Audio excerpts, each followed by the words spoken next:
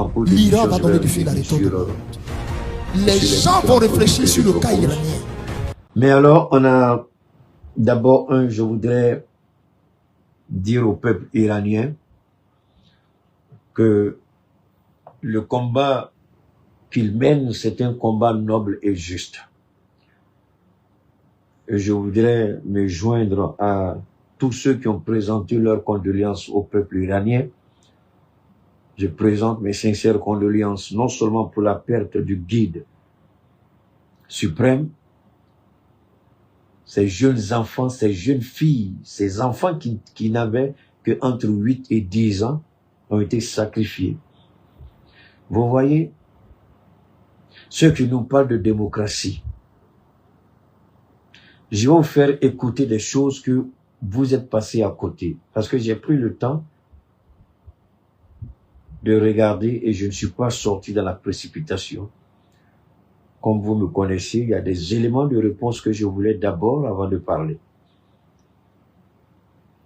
Je suis tombé sur des informations qui vous coupent le souffle.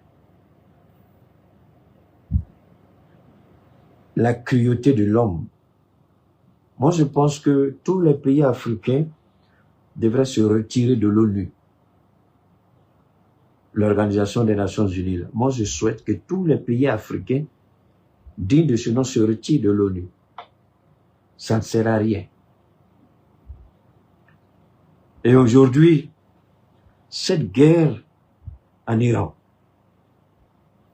interpelle tous les pays du monde, notamment nous, les pays de ce qu'on appelle maintenant, on ne dit plus les pays du tiers-monde, vous voyez, mais on dit le Sud global. On ne dit plus les pays du tiers-monde.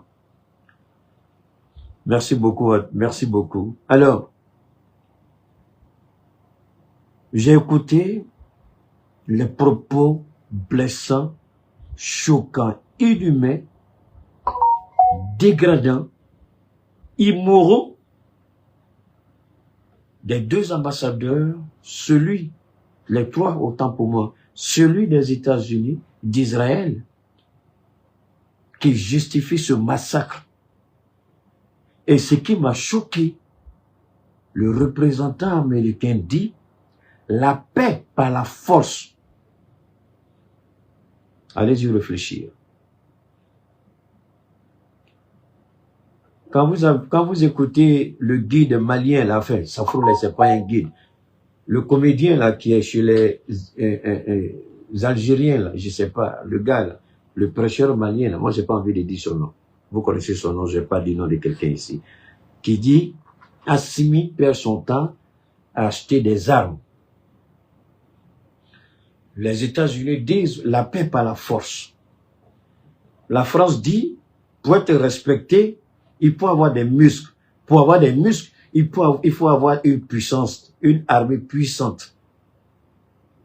Où sont les chefs d'État africains, notamment de la CEDEAO? Vous qui dites blablabla, vous voyez, quand vous menez le bon et le juste combat, et que vous êtes attaqué, restez calme. Le moment viendra où l'Éternel fera votre combat. On nous a accusés de tout au sein de l'AES. Aujourd'hui, si l'Iran était faible, on serait en train de vivre le cas du Venezuela. Les propos du général Tiani, venir au sein de l'AES nous attaquer ne sera pas une promenade de santé. Et l'Iran a dit, nous allons sceller votre sort si vous daignez nous attaquer.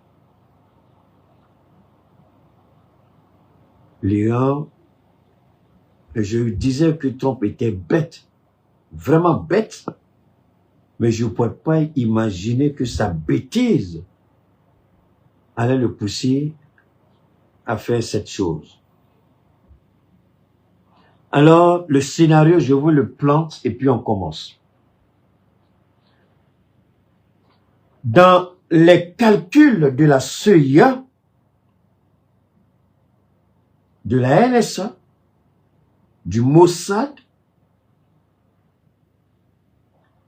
Ils ont donné un chiffre au président américain. Mais je m'arrête là d'abord. C'est là, toi, Christine Machidi, comment vas-tu? Je m'arrête là. Depuis 2012, le plus satanique de tous les satans, Benjamin Netanyahu, depuis 2012, il allait à la tribune des Nations Unies présenter un schéma de bombe et que l'Iran serait au maximum dans 2 à 3 semaines, l'Iran obtiendra cette bombe nucléaire. C'est le Mossad qui disait ça en 2012. Nous sommes en 2026. Faites le calcul. Ça fait 14 ans. Et aujourd'hui, il continue de dire que l'Iran est à 2 semaines d'obtenir la bombe atomique ou la bombe nucléaire. 14 ans après, le discours n'a pas changé parce que c'est le même fils de Satan. Le terroriste, le criminel, Benjamin, et son idiot de complice Trump qui dit ça. Depuis 2012. À cette époque, j'étais encore là. Et puis j'ai regardé, j'ai dit, c'est pas vrai. Un pays qui, depuis plus de 47 ans, est le pays le plus sanctionné au monde.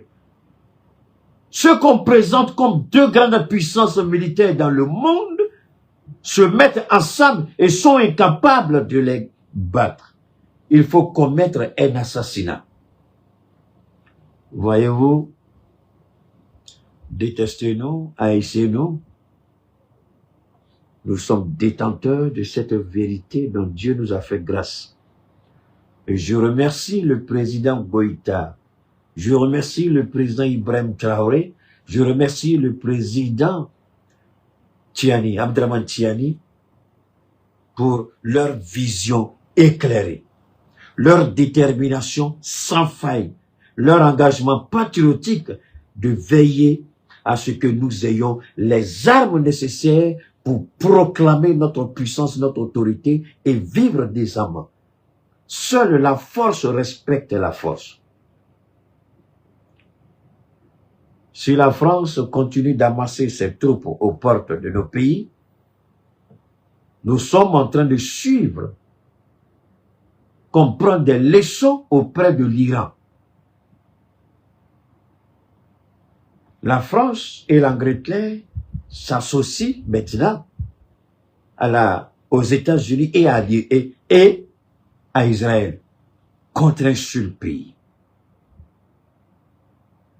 Sont-ils réellement forts ou le flatteur vit aux dépens de celui qui le croit? Ils nous ont bernés, ils nous ont menti. On ne dit pas qu'ils n'ont pas une puissance de feu, mais ils ne sont pas ce qu'ils prétendent être. Ils ont une capacité militaire, c'est vrai, mais ils ne sont pas ce qu'ils veulent qu'on croit qu'ils sont. Sinon, un seul jour aurait suffi pour sceller le sort de l'Iran, un pays sanctionné. Est-ce qu'on peut connaître même le nombre de sanctions même sur l'Iran? Pendant 47 ans, quelles sanctions l'Iran n'a pas subies? Et c'est ce pays-là aujourd'hui, vous êtes incapables. C'est ce pays-là qui frappe vos bases militaires, qui détruisent vos installations. Mais aujourd'hui, Donald Trump, attendez, vous savez ce qu'on appelle aftermath en anglais, ça veut dire quoi? C'est-à-dire que quand tout ça va finir, il faut faire le point. Qu'est-ce qu'on a perdu? Qu'est-ce qu'on a réalisé? Déjà, il y a une installation américaine, ce qu'on appelle la 5e flotte navale, avec des radars de surveillance, le centre de commande de toutes les opérations là-bas. Le Fatah est allé régler le compte de ces radars-là et a rendu l'installation inutilisable. Quand ils vont faire le point des pertes réalisées. Alors, que fait l'Iran? Beaucoup, on parle de l'Iran frappé Israël, l'Iran a frappé le Qatar, l'Iran a frappé l'Arabie Saoudite, l'Iran a frappé le Koweït, l'Iran a frappé les Émirats Arabes Unis, l'Iran a frappé Dubaï. Mais moi, je me posais une seule question. Pourquoi l'Iran faisait ça? Et j'ai cherché les réponses. Je vais sur les forums africains, je n'apprends rien. J'ai dit non, ça vaut rien ça. Il y a des gens qui vont sortir 20 fois dans la journée, mais vous n'allez rien apprendre. Je vais regarder sur les chaînes de télévision occidentales, zéro. J'ai dit d'accord, je vais aller voir les podcasts aux États-Unis. Je vais regarder les podcasts. Ils disent pas tout, mais quand j'écoute 3, 4, 5 podcasts anglais, américains, je veux dire, et que je mets les éléments ensemble, je vois tout ça de façon claire et nette. Alors, que veut faire l'Iran? Est-ce que militairement, l'Iran peut avec les États-Unis? Ce sera compliqué. Ce sera difficile pour l'Iran, mais l'Amérique ne pourra pas, l'Iran ne pourra pas. Ce sera compliqué. Mais que veut faire l'Iran? C'est là que vous et moi devez se poser la question. Pourquoi frapper les pays du Golfe? Ils ont dit, vous hébergez, vous allez tous répondre. Oui, parce qu'ils hébergent des bases militaires américaines, donc ce sont des points logistiques légitimes. Ça, ce sont les raisons que l'Iran a avancées. Mais la raison que l'Iran n'a pas avancé derrière les cibles légitimes, c'est ce que je vais vous développer. Ces pays-là constituent le poumon économique des États-Unis. Vous avez bien compris. Ces pays constituent la fierté des États, puisque tous ces pays ont signé des deals avec les États-Unis. Il faut nous protéger, on te donne tel ou tel endroit, il faut installer ta base là-bas. Et nous, on fait nos business, il n'y a pas de problème. En frappant les raffineries du Golfe, en frappant les champs pétroliers du Golfe, vous axifiez autant pour moi, vous étranglez l'économie américaine. Il faut que les Américains sentent la douleur de la guerre quand ils vont dans les supermarchés, quand ils vont prendre leur carburant. Frappe ces pays-là, perturbe le marché énergétique, les Américains vont parler tout de suite. J'ai regardé, j'ai réfléchi, j'ai dit, c'est pas vrai. Ça, c'est ce qu'on appelle masterpiece. Ça, c'est vraiment un plan de génie. Pourquoi l'Iran se concentrerait-elle en dehors des bases militaires américaines? Pourquoi l'Iran va frapper les champs pétroliers?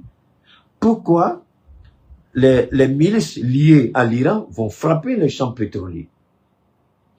Pour perturber le marché mondial. Vous touchez à l'énergie, vous déréglez tout de suite le système dans le monde. Et c'est ce que l'Iran a commencé à faire. Voilà pourquoi Trump est rentré dans tous ces États. Rapidement, il a proposé un cessez-le-feu. L'Iran a refusé. Il voulait une capitulation. Je viens sur le chat d'Iran. Pour le moment, je plante le décor. Je n'ai pas encore commencé le direct. Je plante le décor. D'accord? Comme vous connaissez, voilà. Je prends le temps pour vous expliquer. Vous avez entendu tellement de tout. Beaucoup sont dans l'émotion. Mais les éléments essentiels, vous ne les avez pas. Parce que les gens ne prennent pas le temps de décortiquer. Chacun me brrr, il a vu un article de presse, brrr, il vient lire 5 minutes, 2 minutes, il est parti. Vous n'avez pas besoin de ça. Vous avez besoin de vous asseoir et votre argent, il faut que vous sachiez que l'argent que j'ai pris pour mettre en forfait, là, quand j'ai écouté Keïta, je ne regrette pas d'avoir acheté tout ce forfait parce que lui, il parle en 2 heures de temps. Alors, l'Iran commence d'abord à frapper le nerf de la guerre, c'est-à-dire les champs pétroliers, perturber la distribution énergétique pour que le monde entier sache qu'il y a quelque chose qui se passe. Et le monde a commencé à vaciller. Les marchés ont commencé à trembler. Les bourses ont commencé à spéculer. Et ça, c'est pas bon pour les Américains. Les Américains n'aiment pas ça du tout. Premier élément. Deuxième élément. On va revenir, ça c'est le Golfe d'abord. On revient en Israël. Que s'est-il passé avec la mort du guide suprême? Le Mossad la CIA, la NSA ont travaillé en pistant des éléments clés du régime. Ils ont eu l'information pour vous permettre de comprendre cette situation. Je vais vous ramener rapidement ici. Vous allez voir, je vais vous ramener en chose pour que vous puissiez comprendre. Permettez-moi de vous amener ici. Oh là là. Il y a une part. Bon, vous avez entendu. Il y a beaucoup. Donne-moi une seconde, je vais vous montrer ce qui est important et fondamental pour moi. Il y a des parties qui vous intéressent. Je reviens. Partagez, je vous en prie, pour ceux qui ne sont pas encore, ceux qui ne sont pas connectés. Partagez, je vous en prie. Ok. Ok. Ok. Je m'arrête ici d'abord. J'espère que les terroristes qui sont dans le Sahel m'entendent. Si vous êtes réellement terroriste et que vous dites que ce que vous faites c'est le djihad, on vient de tuer le guide suprême de la République islamique d'Iran. C'est aux terroristes que je parle maintenant. L'AES n'est plus votre cible prioritaire.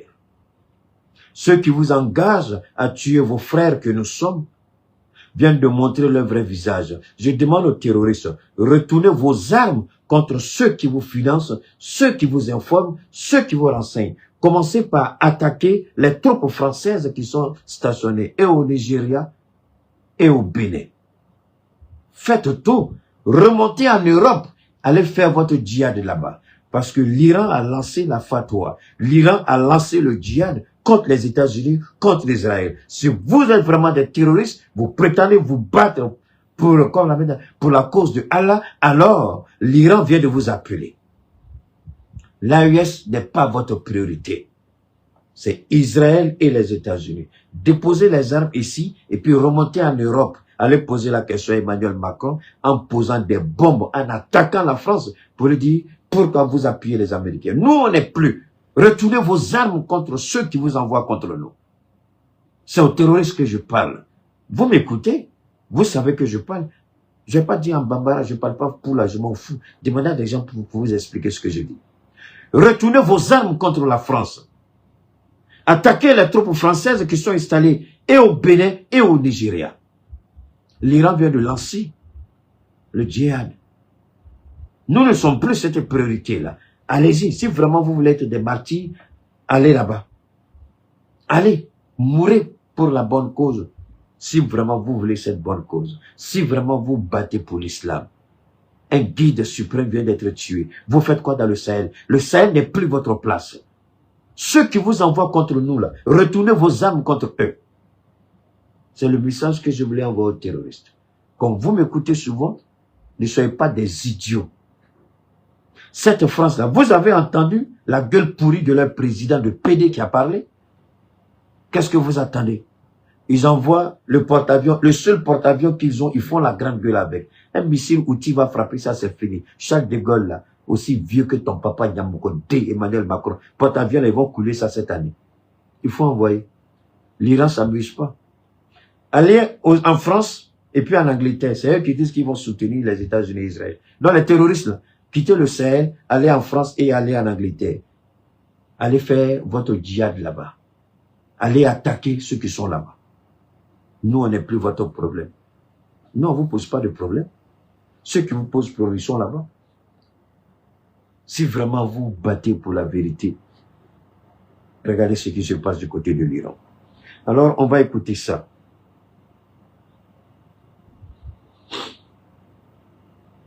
Will be crushed under feet of enemies. C'est le dernier message du guide iranien. Je vais vous ramener, c'est le dernier message du guide iranien. Avant, on va écouter.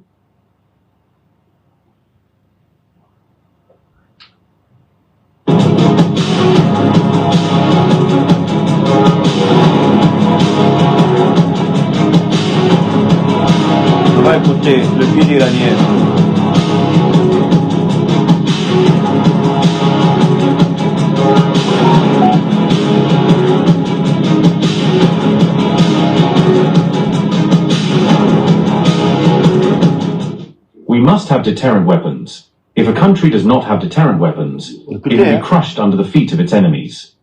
Deterrent weapons are one of the necessities of our nation.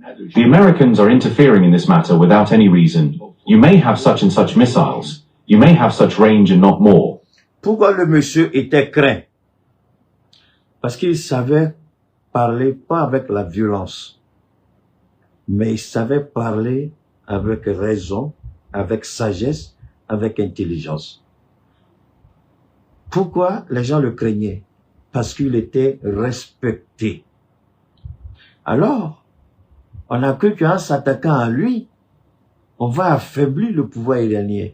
Rappelez-vous, je vous ai dit, la succession constitutionnelle en Iran a été réglée sur les 5, 10, 15 prochaines générations à venir. À peine on l'a tué. Son fils est celui qu'ils sont en train de préparer pour être le prochain guide spirituel de l'Iran. Les ministres et hauts responsables de la garde république et de la garde, de la révolution qui ont été tués, et tous ont été remplacés immédiatement, moins de 24 heures. Les gens n'ont pas compris quelque chose de fondamental en Iran. Quand vous êtes dans une société matérialiste, quand vous êtes dans une société où vous êtes motivé par le gain, par le matériel, par l'argent, c'est vrai, ce régime-là aurait pu tomber. Vous voyez, la foi est le plié sur lequel tout le monde doit bâtir sa vie. C'est pourquoi il y a un passage important de la Bible qui dit « La pierre rejetée est devenue la pierre de la fondation solide. » La foi. Le Coran reprend ça de façon magistrale. Parce qu'il y a des idiots, quand il dit Bible, là, les Nyamgodins qui comprennent rien vont passer, alors qu'ils ne savent pas que c'est sur, comment on appelle, c'est sur le christianisme, là, c'est ça? C'est sur ça que Dieu s'est appuyé pour faire avancer l'islam. Quand les gens étaient sur le point de détruire le prophète et tous ses disciples, qu'est-ce que Dieu leur a révélé? Allez là-bas, là. Il y a un pays où on pratique le christianisme. Ils sont dans la vérité. Ah, mais pourquoi Dieu va leur dire d'aller là-bas? Il y a des petits Nyamgodins qui croient qu'ils comprennent rien à rien. Même l'idiot de Gédéon, souvent il parle, il ne sait pas ça. Il ne se rappelle pas de ça. C'est pourquoi je dis aux gens, faites attention quand vous parlez. Quand vous ne connaissez pas la parole de Dieu, faites beaucoup attention. Donc, quand vous voyez ça, faites beaucoup attention. Et lui, il dit ici, la puissance de l'Iran repose sur la foi. Et l'Iran est convaincu dans l'âme, dans la chair, que tel le prophète et ses disciples, tout le monde passera. Mais faire en sorte de laisser quelque chose de solide. Le jour où vous ne serez pas, il faut que cette fondation-là puisse supporter le poids de la maison. C'est pourquoi l'Iran est là. Eux-mêmes aux États-Unis, ils ont leur constitution qui dit que quand le président n'est plus à mesure, et c'est ça qui est rigolo chez eux. En fait, vous voyez, il y a tellement de contradictions dans cette affaire de constitution, affaire de démocratie, autant pour moi, que moi je ris. Voilà les Américains, le 25e amendement qui dit, en cas d'incapacité, c'est le vice-président qui prend le pouvoir. Donc, la succession est gérée tout de suite. Mais en Iran, alors qu'est-ce que vous faites croire que parce que vous avez assassiné quelqu'un, donc le pouvoir c'est fini là. Et c'est eux qui disent encore, c'est eux qui incitent le peuple à sortir dans la rue. Mais on a vu comment la police de l'immigration de Trump est en train de tuer les Américains. Les Iraniens n'ont pas mis leur bouche dedans. Alors, vous voyez, c'est là que vous devez faire beaucoup attention.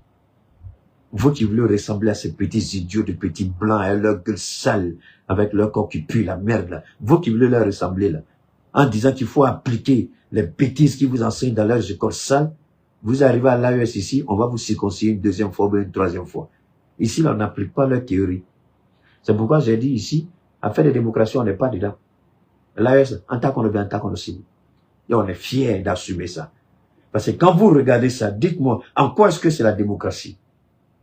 En quoi est-ce que c'est le droit international est respecté ici? La tribu des Nations Unies sert à quoi? Pour régler les différends. Pourquoi vous outrepassez les Nations Unies et puis vous attaquez? Parce que vous croyez que vous êtes les maîtres du monde. Mais Israël a été maudit par Dieu. Je le répète, Israël est un peuple maudit. Maudit par Dieu. À cause de ce qu'ils font là. Il y a des centaines d'années avant le Christ, après le Christ, leur rébellion là, c'est ce qui leur a donné cette petite portion de terre. Mais Dieu va, attendez, le monde ne va pas finir tant que Dieu ne va pas se venger une dernière fois d'Israël, ça va arriver. Israël sera frappé. Parce qu'ils ne font rien de ce qui est correct, de ce qui est moralement admissible, de ce qui est spirituellement acceptable. Comme un individu qui ne veut pas aller en prison, il passe son temps à manipuler pour qu'il y ait toujours la guerre. Alors, Dieu a servi Israël. Je vous en prie, restez tourne, restez connectés, ne partez pas, asseyez-vous. Il y a des images qui vous donnent froid au dos. Aujourd'hui, Iran est en train de rendre Tel Aviv, Jérusalem et bien d'autres régions d'Israël. Nous sommes en train de revivre le cauchemar de la Palestine et du Liban. Ce qu'ils ont fait en Palestine, ce qu'ils ont fait en détruisant la Palestine et une bonne partie de l'Iran, c'est ce qui du Liban, c'est ce qu'aujourd'hui l'Iran fait subir. Je vais vous faire voir certaines images, vous faire écouter. Ils disent Iran s'attaque aux immeubles civils. Mais comment on peut être malhonnête jusqu'à ce point? Quand vous avez assassiné Ayatollah, là, son bâtiment, là, c'est un bâtiment militaire. Vous avez tué des gens. Vous avez tué sa fille avec son petit-fils. Vous avez tué. Mon ami, arrête de m'emmerder là. Tu faut aller demander aux Chinois pourquoi ils font pas ça. Ah, tu vas m'énerver, te chasser de sien. Tu es venu au couteau, mais tu es venu me poser des questions. Je t'ai dit que ces questions-réponses ici. Allez faire ça à ceux qui vous demandent commentaires. Je n'ai pas besoin. Tu m'énerves, je te fous dehors de mon direct. Je t'ai dit de me poser des questions ici. Je t'ai dit que je suis là pour répondre à ta question. Tu n'es pas d'accord avec mon style de travail, tu sors. Alors donc, quand Israël bombarde des écoles, le premier jour du bombardement, près de 200 petites filles, je crois de 8 à 10 ans, envoyées au repos éternel, comme même le disent certaines personnes. Et ça, Israël ne voit pas, hein. Parce que l'Iran frappe. Merci beaucoup, Ousmane. Et l'Iran frappe. On dit non, l'Iran frappe des bâtiments civils. Oh, Namoro Fali, Danga, dès que vous êtes. Ceux que vous tuez en Iran, là, c'est pas des êtres humains.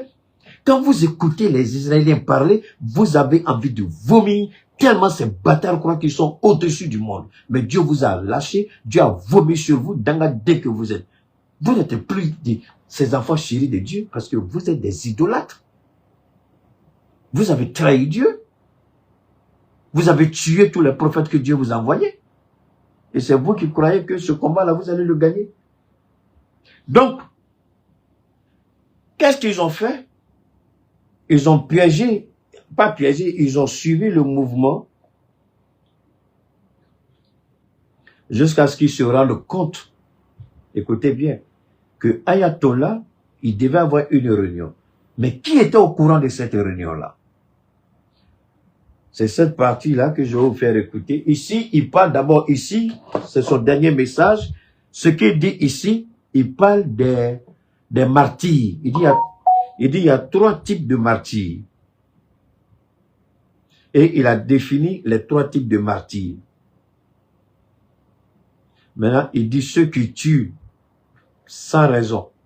C'est pourquoi je me suis adressé aux terroristes. Et je demande aux terroristes d'aller écouter ce message du guide suprême avant sa mort. Il a fait ça, je crois, le 17 février, si je ne me trompe pas.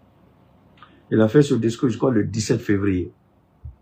Et le 28 février, il a été assassiné avec sa famille et ses collaborateurs. Donc, je demande aux terroristes de bien chercher à savoir qui est leur ennemi. Ce n'est pas nous. Ce n'est pas nous, votre ennemi terroriste dans le Sahel. Ceux qui ont fait ça, je ne suis pas précis, vous allez voir. Ok, maintenant, j'arrive.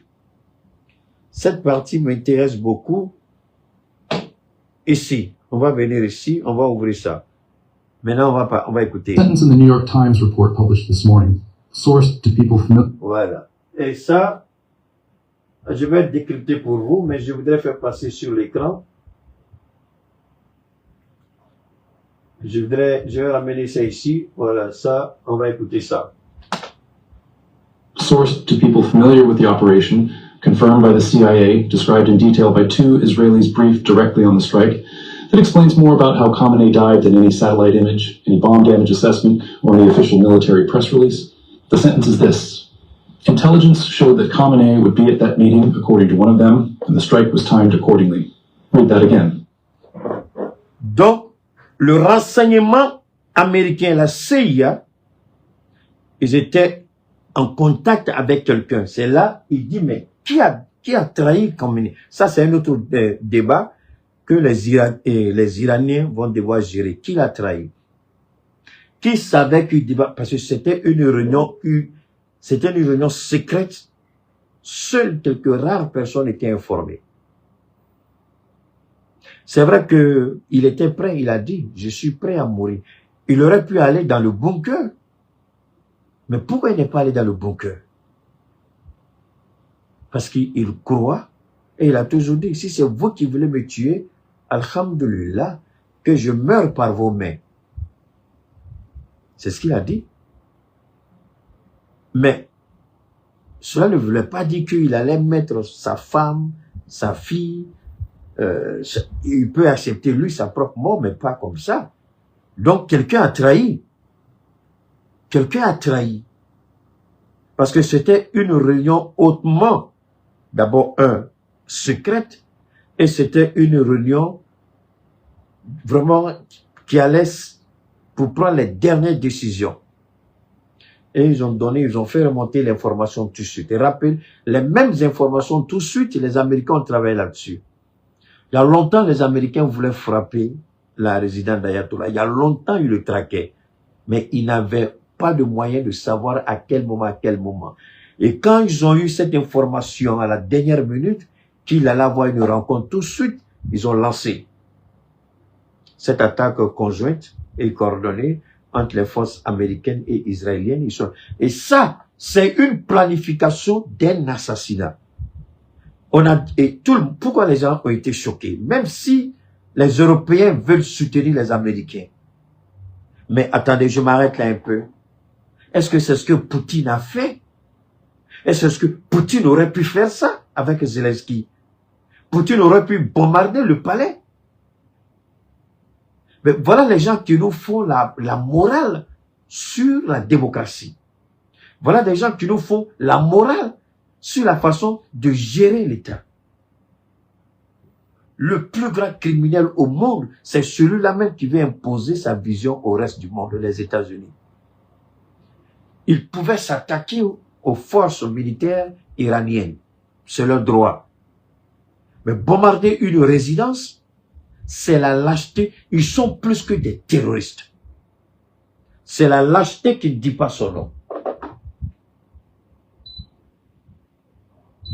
Est-ce que, honnêtement, vous pensez que ça en valait la peine?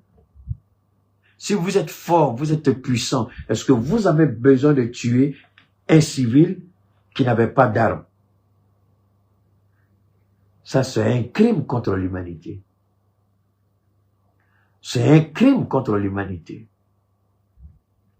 Une dernière fois, c'est un crime contre l'humanité. La CIA a traqué. Si vous avez besoin, bon, ok, il faut le décapiter. Donc, leur objectif, trouver une opportunité, une fenêtre de frappe, là où le guide serait avec des membres du gouvernement. Pour eux, c'est eux qui sont les meilleurs au monde. C'est eux qui ont les meilleures institutions. Les autres là, c'est blablabla, c'est n'importe quoi. Mais voilà qu'ils ont tué et pendant que on n'avait même pas encore enlevé le corps du guide des débris de sa maison, les missiles ont commencé à pleuvoir dans tous les sens. Avant même que la télévision d'État ne confirme l'assassinat du guide, les missiles pleuvaient. Après avoir annoncé la mort du guide, les missiles ont continué. Jusqu'à ce qu'aujourd'hui, on sorte l'arme ultime contre la résidence de Benjamin Netanyahu, son bunker. Ils ont frappé en profondeur. Pour le moment, c'est une confusion. Il y en a qui disent que peut-être qu'il a échappé. Il y en a qui disent peut-être qu'il était dedans. Mais depuis cette frappe, c'est des vieilles images qu'on montre, mais on ne montre pas encore Benjamin Netanyahu. Ce sont des vieilles images qu'on montre. Est-ce qu'il était là-bas? Je ne sais pas. Est-ce qu'il a été tué? Je ne sais pas. Mais alors, il y a quelque chose qui perturbe un peu le monde. Ils se disent, comment l'Iran a cette capacité, de frapper des bases militaires américaines dont on nous a vanté le système d'interception, le système. Comment vous appelez? Enfin, donnez le nom que vous voulez, je vous en prie. Je suis tellement pressé, il y a tellement d'informations à donner. Les gens sont étonnés. Attends, tu dis tu vas me protéger. Il dit d'accord. Ma maison est à côté de ta maison. Et puis, première situation, ta maison est rasée. Est-ce que moi-même, là, j'ai le cœur encore de dire, je vais mettre ma confiance en toi, non? L'Amérique, j'ai dit au début, je le répète encore, le flatteur vit aux dépens de celui qu'il croit. L'Amérique a vanté sa supériorité militaire à tous les niveaux. Mais regardez aujourd'hui comment les bases militaires américaines ont été laminées par les missiles hypersoniques, les missiles balistiques iraniens. De l'Iran, on va frapper des installations qui ont coûté des milliards aux contribuables américains. En plus de ça, puisque ce n'est pas tout, le porte-avions Abraham Lincoln, SS, je crois, Abraham Lincoln, a été visé par 4 missiles balistiques. Mais là, ils nous disent qu'ils ont intercepté les missiles. Et après, on nous dit que, comment vous dire ça? Après, on nous dit, merci beaucoup, Mr. Sin, c'est ça? 24-32, merci beaucoup. Alors, on nous dit que il y a eu 3 Américains tués, 5 autres sérieusement blessés. Mais on ne dit pas où ils ont été tués, où ils ont été blessés. Dans quelles circonstances? Est-ce que c'est le missile qui a touché le porte-avions? Où ils ont été tués? Maintenant, nos frères qui aiment Dubaï, nos frères qui aiment Dubaï, Dubaï, il y a des drones qui sont allés rendre visite à Dubaï. L'aéroport de Dubaï, des hôtels. Les gens se disent, mais pourquoi l'aéroport et les hôtels? Parce qu'il y avait des parents de militaires qui étaient à l'aéroport. Parce qu'il y avait des militaires qui avaient quitté la base pour aller loger dans les hôtels. De la manière dont ils ont des espions sur le terrain en Iran, nous aussi, nous avons des espions partout. Donc, on a traqué les militaires qui étaient dans ces hôtels. Voilà pourquoi le drone a frappé l'hôtel. C'était pas fait comme ça. C'était pas par un coup de tête. Les militaires étaient logés là-bas. On leur a dit de quitter la base. Ceux qui ont pu quitter la base, ils se sont logés là-bas. C'est pourquoi ils ont frappé l'hôtel. Aujourd'hui, ils font tout pour cacher la réalité des dégâts. Et quand l'Arabie Saoudite dit non, ce n'est pas parti de chez nous, vous allez attaquer l'Iran. Mais c'est un double jeu. Le renseignement iranien a prouvé que l'Arabie Saoudite, le prince Ben Salman, jouait un double jeu. C'est-à-dire, il fait une déclaration officielle, mais en sous-main, il pousse les Américains. Et d'ailleurs, beaucoup disent que il a sa main dans cette attaque. Beaucoup. Le renseignement dit que le prince Ben Salman a sa responsabilité dedans. Donc, il dit, vous voulez attaquer, attaquez. C'est pas façon de me vanter. Je sais que l'Iran va prendre des coups si tous les pays du Golfe veulent attaquer l'Iran. L'Iran va prendre un coup, mais ce sera la fin de ces pays-là.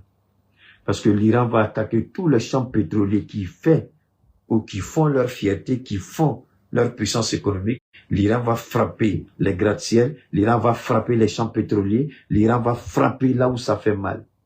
Elle a déjà subi comment on appelle ça, des sanctions. Donc, elle est partie des zéros, elle peut toujours repartir des zéros. Mais vous allez faire comment? Les gens vont vous fuir.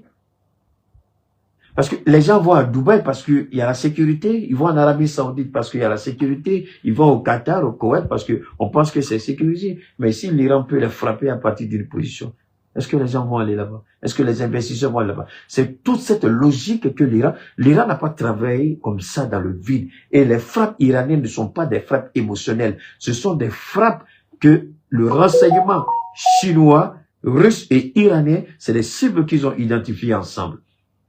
Parce que ce qui a frappé les Américains, c'est comment l'Iran a pu envoyer avec précision ces missiles, ces drones, en même temps sur la plupart de toutes les bases américaines et en même temps en Israël.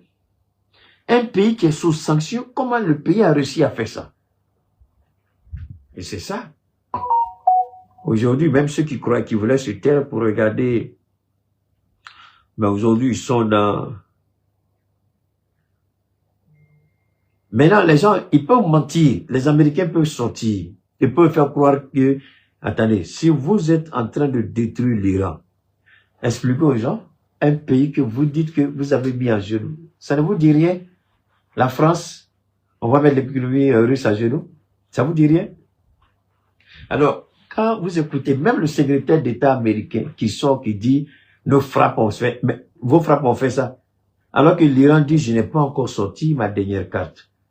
Les missiles que j'utilise, ce sont les vieux missiles. L'Iran n'a pas encore utilisé les missiles fournis par la Russie, par la Corée du Nord, encore moins par la Chine. La Russie et la Chine ne fait qu'utiliser d'abord ses drones et ses propres missiles, quelques rares fois Fatah 2, quelques rares fois les missiles hypersoniques, pas tout le temps. Et vous prétendez que vous avez, c'est-à-dire que l'Iran a fait quelque chose que j'avais essayé d'imaginer. Je dis un pays sanctionné. Est-ce que ce pays-là serait fou pour exposer sa puissance militaire au dehors? Parce que en cas de cas tout de suite, il sait que ils vont bombarder sa puissance militaire. Donc, l'Iran, il y avait des bâtiments administratifs de l'armée. Il y avait les bureaux, oui. Mais les casernes, les caches d'armes, où se trouvent les missiles, où se trouvent les bombes, où se trouvent les sous-marins, où se trouvent... Mais tout ça, c'est dans les montagnes, dans les grottes. Ils ont fait des trucs où, quand tu sors de l'eau, tu rentres tout de suite dans la grotte et puis c'est fini. L'Iran n'est pas bête pour aller exposer ses armes. Vous avez vu ce que l'Ukraine a fait avec quelques vieux avions russes qui étaient exposés au dehors. Là, ils envoyaient les drones et vous avez vu comment la récupération de la presse occidentale, ils ont cloué l'aviation russe, blablabla. Vous avez tout. Alors, est-ce que l'Iran est fou pour exposer ses armes stratégiques au dehors, sachant bien qu'ils vont les frapper? L'Iran va jamais faire ça. Donc, l'Iran a mis ses armes dans des endroits sécurisés. Et ces armes sortent. Et c'est l'ensemble du territoire. Il n'y a pas un... Attendez. Ils ont fait 900 frappes. Vous avez bien entendu. À peu près 1000 frappes. Israël et États-Unis combinés. Sur plus de 500 sites. Mais comment vous avez fait plus de 1000 frappes sur plus de 500 sites et l'Iran a encore la capacité jusqu'à aujourd'hui à bombarder le quartier général des forces armées israéliennes, le bureau et la résidence de Benjamin. Alors, comment l'Iran arrive à faire tout ça? Si réellement vos 500 sites ciblés à partir de vos 1000 frappes. Ils n'ont qu'à nous expliquer. Donc, Trump est sous le feu des critiques. Et ils sortent, ils pondent des discours. Moi, pour être honnête avec vous, je n'écoute même plus ce que Trump dit. Tellement il est, comme on dit en anglais, is disgusting, mais I don't want to see him. C'est-à-dire qu'il m'énerve à tel point que c'est dégoûtant même de l'écouter. Je le dis, c'est dégoûtant d'écouter Trump. Parce que la pudeur au moins amène les gens à dire la vérité. Mais vous voyez le monsieur, il ment en plein visage et puis il s'en fiche. Mais c'est comme ça qu'il est devenu riche. C'est comme ça qu'il a sa fortune. La manipulation et le mensonge. Et c'est ce qui le rattrape. Et il continue de faire ça en politique. Maintenant, le problème, c'est quoi? Ils sont plus en mesure de gagner cette guerre par les frappes. La guerre, au départ, je vais vous faire écouter ça aussi, c'est important. Écoutez ça d'abord, et puis je vais vous faire écouter. La stratégie de la guerre, c'était... Not that American satellites tracked his location. Not that signals intelligence intercepted his communications. Not that artificial intelligence systems analyzed his movement patterns and predicted his location. Intelligence showed he would be at that meeting. Okay. And the strike was timed accordingly. That is the specific operational language of a human source. A person, someone in that meeting, or someone who knew about that meeting, who transmitted to the CIA the single piece of information that... Okay. Il dit ici, l'information que les journalistes ont eue de la part de la CIA n'a pas dit que nous avons eu des informations à travers nos satellites. La CIA, la manière dont la CIA a dit qu'elle a eu l'information que le guide serait dans une réunion secrète, spécifique avec certaines personnes, que la façon dont l'information a été obtenue ne peut être que d'une source humaine qui était sur place. C'est ce qu'il explique. Donc, ce qui fait que tout de suite, ils ont donné le feu vert au centre de commandement qui a retransmis l'information à travers le conseil de défense de Trump à la Maison-Blanche. Et puis, tout de suite, Israël et les États-Unis ont coordonné, ils ont frappé. Parce que, vraisemblablement, ils ont fait la rupture du jeûne ensemble. Le guide et ses visiteurs d'un soir. C'est pourquoi sa fille était là-bas, avec son petit-fils, son épouse. Donc, ils ont fait la rupture du jeûne. Je crois qu'ils ont fait la prière, la prière qu'on fait juste après la rupture, avant la grande prière. Je crois que et puis ils ont attendu après la grande prière pour avoir, c'est parce que vous ne pouvez pas faire ces genres de réunions entre deux prières. Donc ils ont fait la première prière, 1, 2, 3 rakats, et puis la grande prière, d'accord? Et puis ensuite ils ont commencé leur réunion. Et ça, cette heure précise, je crois que c'était une histoire de 1h ou 2h du matin, et puis ils ont frappé. Alors la question qu'on se pose, qui a trahi? Est-ce que c'est quelqu'un qui a trahi? Bien malin celui qui peut répondre à cette question, mais ça peut être des éléments du Mossad ou du renseignement américain qui étaient sur le terrain. Puisque la CIA travaille comment? Même ici, il y a des agents de la CIA au Mali. Mais c'est pas des Américains. Ils peuvent recruter des Maliens, les former, et puis qui travaillent pour eux. C'est ce que fait la CIA. Donc la CIA, c'est tellement à recruter les Iraniens, puisqu'on a attrapé beaucoup de traites, rappelez-vous. Mais il y avait certains encore qui étaient encore là. Donc ils avaient besoin d'une fenêtre ouverte, une petite fenêtre pour frapper. Et la deuxième question que les gens se sont posées comme chose, ils disent, mais la Chine avait prévenu. La Chine avait donné la position. La Chine avait même donné la géolocalisation. La Chine avait donné la trajectoire même des F-35. La Chine avait donné toutes les informations en temps réel. Et ce qui gêne un peu, mais comment l'Iran n'a pas vu venir et pourquoi les sirènes, comment les systèmes de défense n'ont pas réagi? Ouais, c'est à peu près les mêmes questions qu'on pourrait se poser par rapport à Maduro. Voilà. Donc, les gens se disent que, dans tous les cas, en Iran, vous savez, cela me permet de dire aux Ivoiriens, je sais que vous êtes là, Vous voyez, quand un idiot prétend à un idiot de président Ouattara, il dit moi, ça dit que après lui là, il n'y a pas de, il y a pas de, la constitution qui logiquement a résolu la question de la continuité constitutionnelle, administrative. Mais vu que c'est un assassin, un criminel, un terroriste, un homme qui n'a... j'allais oublier. Tenez vraiment, je remercie Dieu. Tenez vraiment, Dieu m'a montré encore. Vous savez, quand vous dormez et vous priez, moi, quand c'est curieux chez moi, je vous le dis, sans me vanter. Avant de me coucher, je prie. Et même quand je me réveille juste quelques secondes, le temps de repartir dormir, je prie. Oui, entre deux moments de sommeil, je prie. Donc ça fait que je vois beaucoup de choses. Et si tu viens parler, c'est là que tu es un menteur. Tenez vraiment, celui que tu as envoyé là, j'ai vu son visage. Pas contre moi, hein, les gens que tu as envoyés ici. J'ai vu leur visage. Je crois qu'ils sont 3. Mais ils sont en complicité. Il y a un Malien que je connais pas qui est en complicité avec eux. Je t'ai dit, c'est leur cadavre là qu'on met. Et là encore, si on a pitié d'eux, sinon ils vont disparaître, on ne saura même pas comment ils sont. Donc, et puisqu'ils m'écoutent, ils savent très bien de quoi je parle. C'est pas mon temps aujourd'hui. Je voulais te dire qu'on est au courant. Le jour où je les vois là, je vais les indexer. Et puis je vais appeler qui de droit. Je les connais. Je les ai identifiés. Et je suis pas pressé. Et l'idiot des Maliens qui travaille avec eux là, il va regretter le jour où il est né. Alors donc je continue. Voilà des gens qui tuent, qui planifient l'assassinat. Ce n'était pas une guerre. Le fait d'avoir déployé toute cette puissance militaire, l'objectif était d'assassiner un homme, décapiter un régime, dans l'espoir de voir ce régime tomber. En Côte d'Ivoire, Ouattara meurt aujourd'hui, il y aura une crise de succession, parce que son fils adultérin va penser qu'il est légitimement en droit de prendre la place de son papa.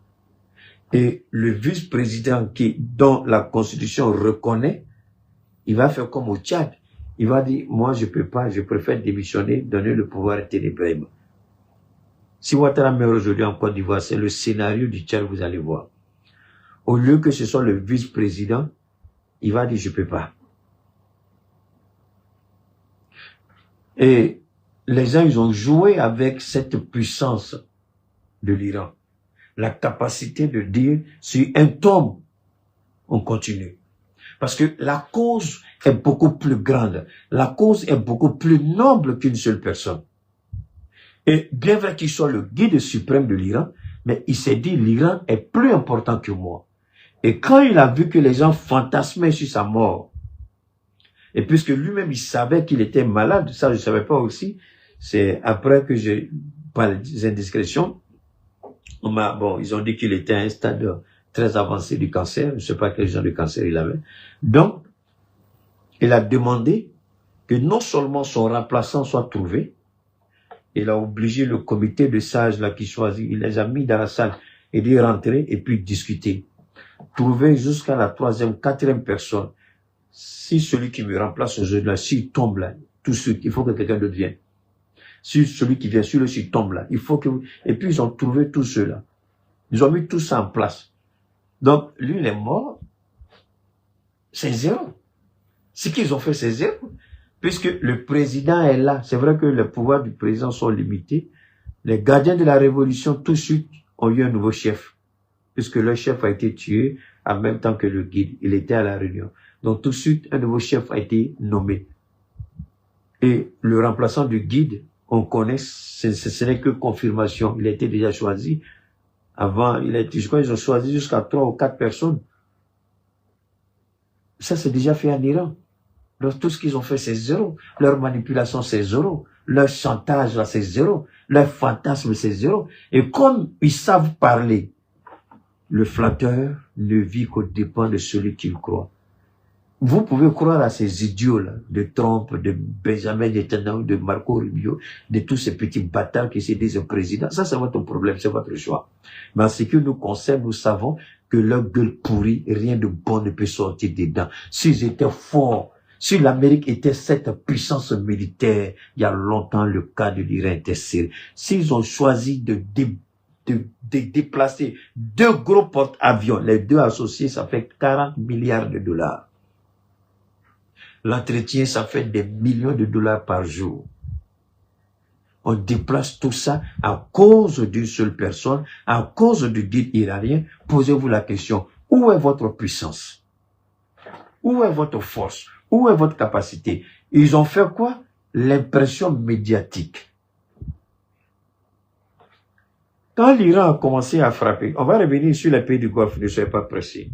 Pour le moment, on est sur le guide d'abord. Quand l'Iran a commencé à frapper, ils n'ont pas anticipé ça. Pourquoi? J'arrive. Je vais vous dire pourquoi. Ils n'ont pas, cette partie est intéressante. Il faut que on regarde tout ça. Parce que ça, c'est important. Ok, on va remonter rapidement. Ok, ça j'ai vu. On va venir ici. Voilà, on va revenir. Ne quittez pas, hein. On est là. Partagez, je vous en prie, faites monter le mercure. On va voir ça aussi. C'est pas compliqué. Ok, ça c'est Israël. C'est pas vrai. C'est pas vrai. Alors, ce que vous devez retenir, il y a un élément important que je voudrais vous faire écouter. C'était, ok. Bon, le guide l'avait déjà dit, ça c'est, ok. Pourquoi cette guerre? La guerre, ils avaient décidé, qu'est-ce qu'ils ont dit? Et je vais continuer à parler ainsi, jusqu'à ce que je touche ce que je recherche. Les États-Unis disent, je ne peux pas faire une guerre d'usure. Je ne peux pas faire une guerre sur 1 ou 2 mois. Le budget américain, je vous le dis aujourd'hui avec la plus grande certitude, haïssez-moi, détestez-moi, c'est votre problème, à lui don't care. Le budget américain ne permet pas aujourd'hui au Pentagone d'aller dans une guerre, déjà, des mois. Il peut pas financer parce que, je serais ravi de vous dire combien les gens dépensent. Oh là là, j'ai coupé mes ongles là, je vais ouvrir ça. Alors, je serais ravi de vous dire combien exactement le Pentagone dépense par jour. Missiles d'interception, missiles de frappe, entretien des 2 porte-avions, des B-2 Spirit, des F-35, les F-16, les F-18 et les F-22 Raptor, comment on appelle ça, les drones. Si on vous fait le point par jour, c'est une histoire de 20, 30, voire 50 millions de dollars par jour, sinon plus. Souvent, ça peut aller à 100 millions de dollars au regard de ce qu'ils font. Et l'Amérique ne peut pas financer une guerre qui va aller au-delà de 2 semaines maximum. L'Amérique n'a pas l'argent. Pour que l'Amérique puisse continuer cette guerre, il faut que des pays acceptent de payer le bon du trésor américain. Alors que Trump a rendu ça impossible à cause de son comportement. Le seul pays qui prenait les bons américains en gogo, en quantité industrielle, c'était la Chine. Mais aujourd'hui, la Chine est devenue l'ennemi numéro 1 de Trump. Alors, qui va acheter le bon du trésor? Parce que quand vous prenez le bon du trésor, l'argent rentre tout de suite. Vous avez l'argent pour faire la guerre. Pour faire la guerre de l'Irak, c'est la Chine qui a financé la guerre de l'Irak en prenant les bons du trésor américain. La Chine, le Japon, la Corée du Sud surtout. Les 3 pays. Mais aujourd'hui, personne ne veut faire ça. Personne ne veut du bon du trésor américain parce que la valeur est zéro aujourd'hui.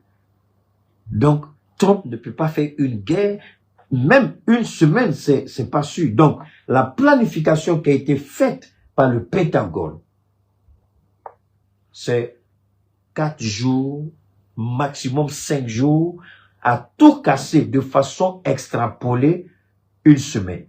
C'est-à-dire 7 jours. Ces 7 jours, que l'Amérique peut tenir dans une guerre face à l'Iran. Hé, Keïta, toi, tu mens.